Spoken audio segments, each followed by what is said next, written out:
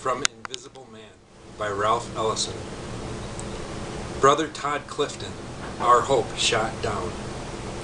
It was a slow procession, and the band played sad, romantic, military marches. And when the band was silent, the drum corps beat the time on drums with muffled heads. It was hot and explosive, and delivery men avoided the district, and the police details were increased in number. And up and down the streets, people looked out of their apartment windows, and men and boys stood on the roofs in the thin-veiled sun. I marched at the head with the old community leaders. It was a slow march, and as I looked back from time to time, I could see young zoot-suiters, hip cats, and men in overalls, pool hall gamblers stepping into the procession. Men came out of barbershops with lathered faces, their neckcloths hanging, to watch and comment in hushed voices.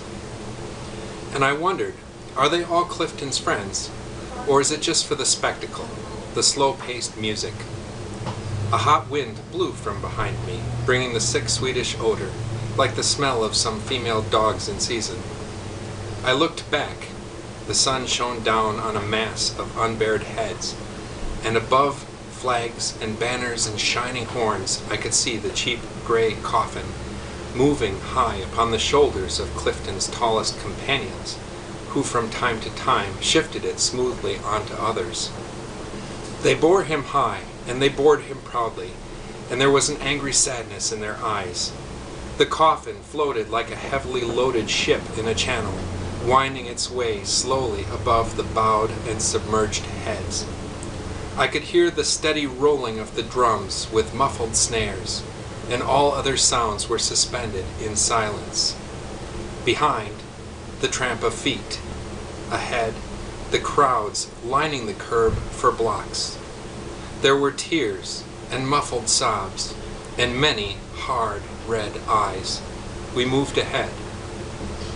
We wound through the poorer streets at first, a black image of sorrow, then turned into 7th Avenue and down and over to Lenox. Then I hurried with the leading brothers to the park in a cab. A brother in the park department had opened the lookout tower, and a crude platform of planks and raked sawhorses had been erected beneath the black iron bell. And when the procession started into the park, we were standing high above, waiting. At our signal, he struck the bell, and I could feel my eardrums throbbing with the old, hollow, gut-vibrant doom-dong-doom. Looking down, I could see them winding upward in a mass to the muffled sound of the drums. Children stopped their playing on the grass to stare, and nurses at the nearby hospital came out on the roof to watch, their white uniforms glowing in the now unveiled sun like lilies. Crowds approached the park from all directions. The muffled drums, now beating, now steadily rolling, spread a dead silence upon the air, a prayer for the unknown soldier. And looking down, I felt a lostness. Why were they here? Why had they found us? Because they knew Clifton? Or for the occasion his death gave them to express their protestations, a time and place to come together, to stand, touching and sweating and breathing and looking in a common direction? Was either explanation adequate in itself? Did it signify love or politicized hate? And could politics ever be an expression of love? Over the park the silence spread from the slow, muffled rolling of the drums, the crunching of footsteps on the walks.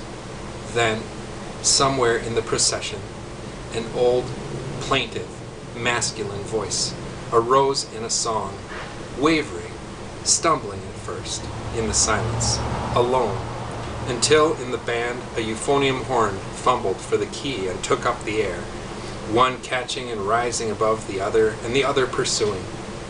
2 black pigeons rising above a skull-white barn, to tumble and rise through still blue air. And for a few bars, the pure sweet tone of the horn and the old man's husky baritone sang a duet in the hot, heavy silence. There's many a thousand gone.